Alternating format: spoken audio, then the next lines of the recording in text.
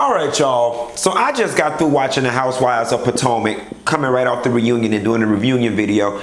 And both of these shows tonight have left me in a very reflective mood. And I'm kind of baffled about some things. Like, am I not the only one, especially on Potomac tonight, that look at the drama that they're experiencing and feels like this just don't have to be? If each individual would just cut it out. You know what you're doing. You know what you're doing and how it's affecting somebody. Just why do it? Why not stop? The other thing that Potomac girls give me too, that's kind of baffling. There'll be an issue and there'll be a missing piece to the puzzle. And one of them will be sitting on that missing piece. And they'll just sit back and let this drama just go, and it could all be put to bed if that one person would insert that missing piece. And I'm going to explain to y'all as we go through this video what I mean. First and foremost though, Candiace's mom. You know, I'm not feeling Candiace's mom. The lady is nice, she's pleasant, she didn't do anything, but I don't feel overbearing parents. Moreover, I think Candiace's mom is slightly manipulative.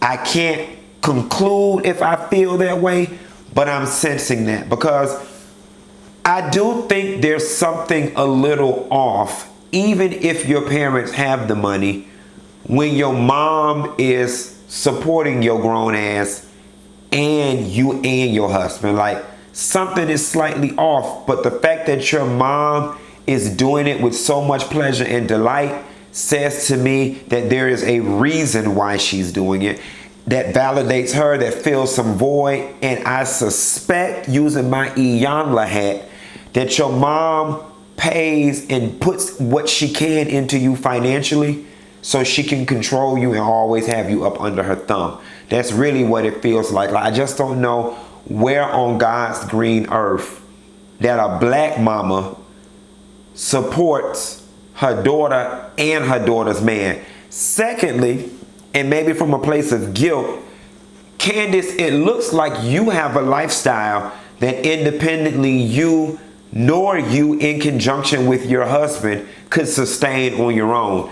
That's problematic at your age. I'm sorry. I would never want to be over 30 looking at the four walls I'm in, looking at what I drive, looking at the clothes that are on my back and being like, ooh, child, if I ever piss my mama off and she stopped putting money in that account, I wouldn't be able to pay for this. I respect the fact that you're doing the hair thing. I like it. I just need to get the 411 on if your hair business is profitable and really bringing in some money. And I do not mean to be shady, but I have to be real. You and your sister look like two damn fools discussing y'all hair business in your living room with both of y'all heads looking the way it did. And don't get me wrong, I understand it was in real life that y'all just would have been kicking it at the house, doing business spreadsheets, having lemonade. I get that. But what you were doing in that moment was trying to be strategic. You've got this platform, you're trying to advertise your hair business. There would be no way, shape, or form or instance on this show you would get me to be sitting there talking about hair in an effort to get people to buy hair from me, and y'all hair was looking like that. Like, nobody wants to look like your sister or that curly mess she had in her head. And your shit just needed to be flat ironed and it needed a little life, a little moisture, or whatever the case may be. But that's what happened when you had these whitewashed black girls trying to open up businesses in black spaces. Like, and I know this is ignorant as fuck, whatever it means, but girl, you ain't, girl, you black like this, not like this, okay? You ain't black enough to be trying to school the sisters on hair. I'm just saying. Because Keisha them, they work down in Magic City, baby. On her worst day, under that bonnet, their hair be laid. Moving right along, Monique. Monique, you my girl and I love you. But I think the disconnect, and primarily the disconnect between you and Robyn as it relates to money, is that Monique, and I've said this before, you complain about problems that poor people or middle class people wish they had. Like, and you gotta see that, mama. And Monique, your ass ain't always had money. You complain, I'm busy. Listen at you, Monique. I'm busy because our nanny quit. That's dagger number one.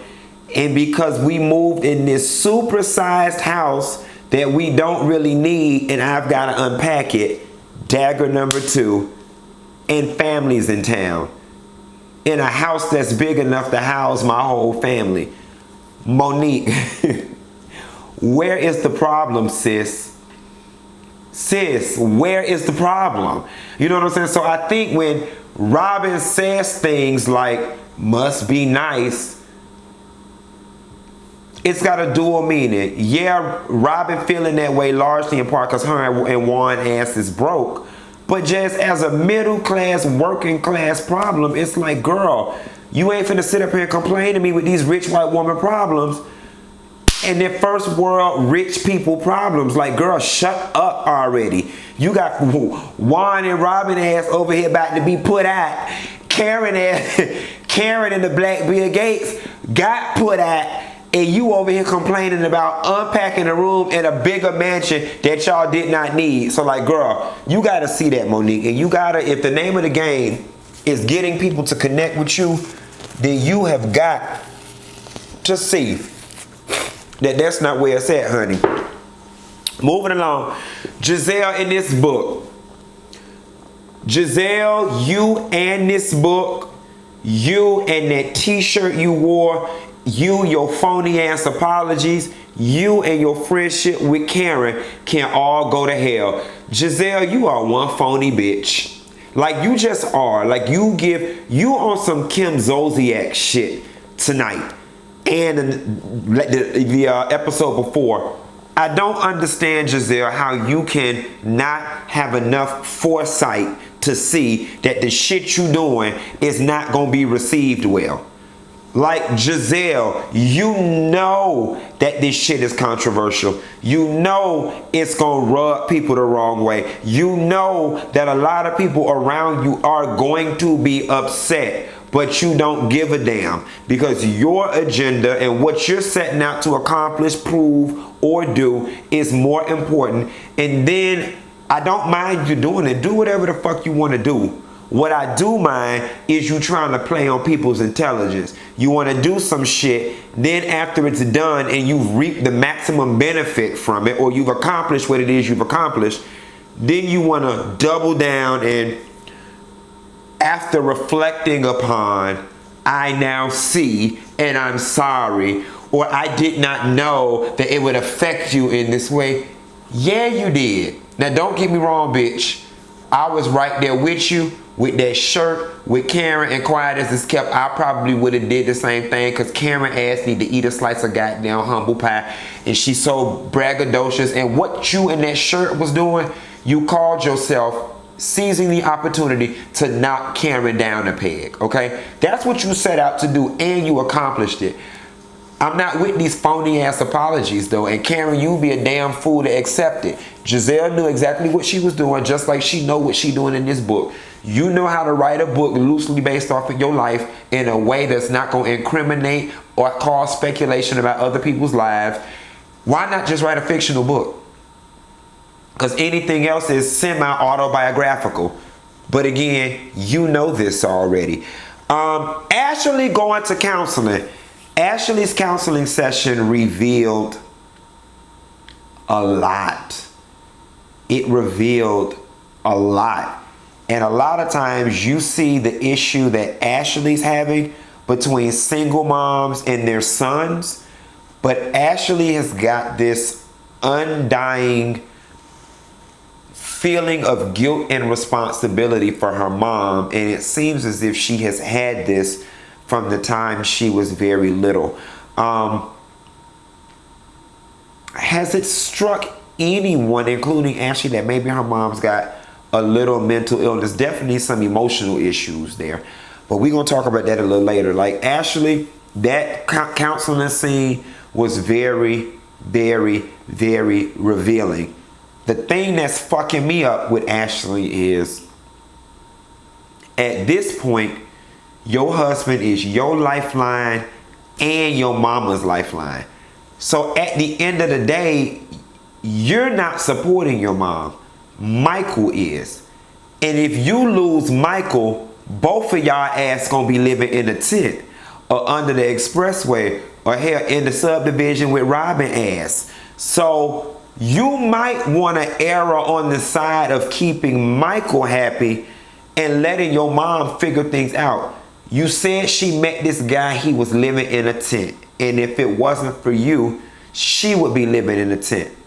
But have you ever stopped to think that maybe your mom is all right living with that man in a tent? Like maybe she's okay with that. At the point in which she's willing to put this man above her well-being and your financial well wishes for her, maybe the issue was not your mom and the issue is you want more for her than she does for herself. I'm just saying on my Iyanla Vanzant shit. Karen and Gizelle at lunch. We got that. Oh, I do want to say this too though. I think Karen and Gizelle, I found it so odd how Karen was so hurt by Gizelle, but was so easily swayed and they just became back friends over a simple lunch. And it just made me think, yeah, y'all came right back together so quickly because y'all both one in the damn same. One in the damn same. Oh, excuse me, y'all. This round the house, we just kicking it and kikiing tonight. On some low-key shit. I'll be back professional tomorrow. Let me see. Monique, Candiace. The Tamarisms have gotta go. Like, it's whack. It's done. It's late. It's so 2010. It's passe. Cause she is it. It. It's like, I had to ask Kim Zolciak on the previous video, did she have cable? Do you not have cable? And see, everybody done that already. It's late. And Candiace, I like you. I don't know if I like you for this. And I know we only 3 episodes in, but if they was like, magically was like, Candiace won't be returning next season. Like if they said that tomorrow, I wouldn't even fear no ways tag. Robyn, let me get on your ass for a minute. When Gizelle had that very nice luncheon, ladies that lunch in her backyard, I kept looking at Robyn, and Robyn, I feel like you are disproportionately upset with Ashley. And I had to write this down. I said, you are disproportionately upset with Ashley for the infraction that she committed. But the thing about it is, Ashley is the only one being brutally honest with you about what this situation looks like from the outside. And this is where I want to begin that piece about there being a missing piece to the puzzle. Last episode, Robyn really revealed something that made her stand in this stupid ass lopsided one-way relationship. It made it all make sense. Robyn feels guilty for losing all of their money. Well, really all of Juan's money. All of Juan's money was lost because of some financial decision that he warned Robyn against that she wanted to do anyway. That's the missing piece to the puzzle that makes this all make sense. Her guilt. Yeah, I gotta give Juan what it is he wants because I fucked up this man's life. I fucked up our life. It was my decision. She feels guilty. Robyn, you gotta learn to get past that though, mama. And you know, guilt is a natural emotion. Maybe she should feel guilty for whatever it is she did. But then you gotta feel it, then get past it. And you gotta live in a space of right now and not in the past. But that's the missing puzzle piece as to why Robyn is willing to be a participant in this hybrid ass relationship that's not fulfilling to neither her, Juan, and little does she know, to her boys either. all people are being, everybody in this equation is getting the short end of the stick, quiet as it's kept. I do like how Monique got Robyn's ass together at the table. Now, you know, her and Ashley, that situation went from 0 to 60 real quick. Like, Robyn was like, I don't want to talk about it, so what is the issue? You know what I'm saying? And Ashley, yeah, at the end of the day, just mind your business. Like, you and Robyn are having a disagreement about her business. You know what I'm saying? And quite frankly, y'all ain't even been friends long enough for you to care this much. Like, y'all just haven't. Lord, the dog don't got some napkin. Y'all just haven't. You haven't been friends long enough to even give a fuck. She want to be in that stupid ass relationship. Let her be in that stupid ass relationship. Just create boundaries. You can't talk to me about it. I don't want to hear it, but we can drink and kiki and fool la la. Cause quiet as it's kept, Ashley, and what's making you look bad is, I mean, shit, you are in the same situation, just with your mama. You know what I'm saying? Just with your mama. And you at this point, Robyn ain't got shit to lose. Robyn done lost all her shit already. She lost her marriage and the money. Robyn ain't got nowhere else to go but up at this point. You, on the other hand, about to lose your man and about to lose your comfort and about to lose your man's bank account. So you might want to mind your business. But I found it funny how Robyn ain't want to talk about her family shit with Ashley, but she was like, oh, but no, me and Monique, we could talk. And then as soon as Monique started talking and getting that ass together, then Robyn was like, I don't talk about this no more. Hold on now, girl. Monique said, wait a minute, girl. Now I let you speak. You open this thing up and said your piece. Now you gonna hear mine. The thing about it is, I really don't know what this is between Robyn and Monique. Once again, though, I do feel like Robyn is disproportionately upset with Monique for whatever infractions Monique may have committed against her, whatever crimes, because I think Robyn is insulted and feels a kind of way because of her financial situation, and Monique is lightweight braggadocious, and I think that rubbed Robyn the wrong way, and now she can't get past it, and now it's creating other issues in their relationship. Do I think Monique paid somebody to run a fan page?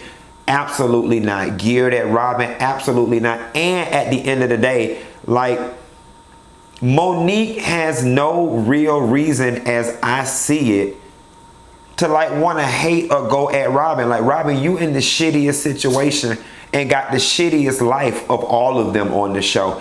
And that's just me on my Ashley shit, being brutally honest. Like, it ain't even no need, like, to kick you while you down. You are in the shittiest situation of everybody in the show, on the damn show. So yeah, I don't think that Monique has it out for you to the point where she finna be doing all this other side shit to throw shade at you. Your whole situation on this show is one big shade tree. That's no here nor there, honey. Let me just keep on going down the list.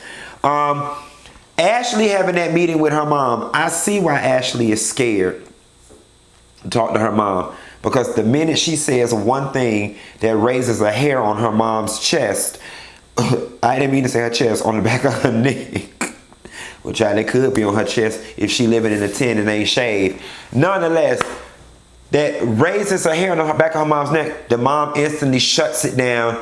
And if that mom has been doing that to Ashley from the time that she's a child till now, that means Ashley has grown up feeling voiceless. And I think that's what it is. And then Ashley can only speak to her mom truthfully and honestly after she gets upset and she's riled up. And we all know when two people are riled up, nobody's listening, nobody's hearing, nobody's receiving. I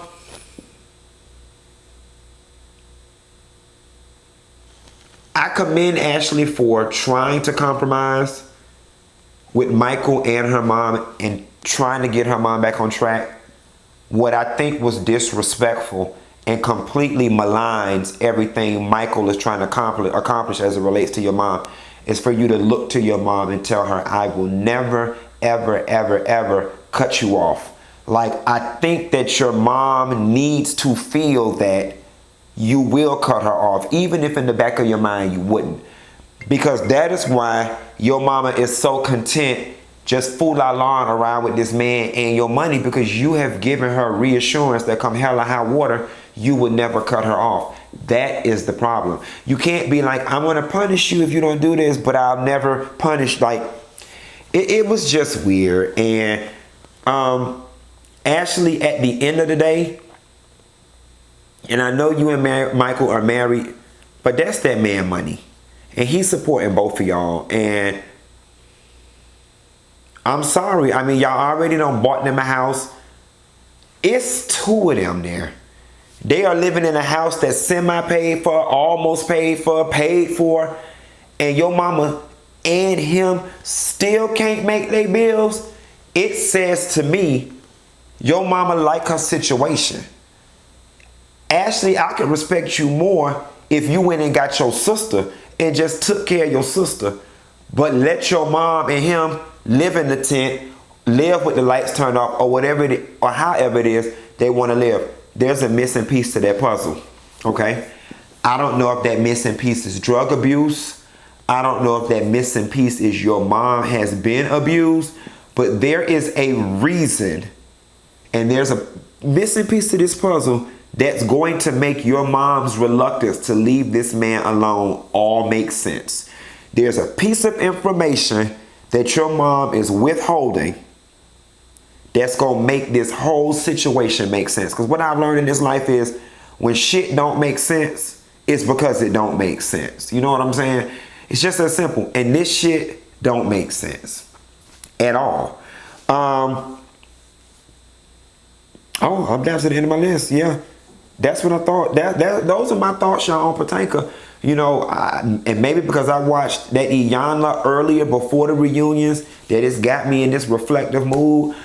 I couldn't even do all the foolishness and fool online. I need to lay down and go to sleep. And hopefully when I wake up tomorrow, Daniva will be back and Q will be somewhere, I don't know, making money moves, trying to buy some bloody shoes. Nessa girl, be sure to like and subscribe. And I will call y'all tomorrow.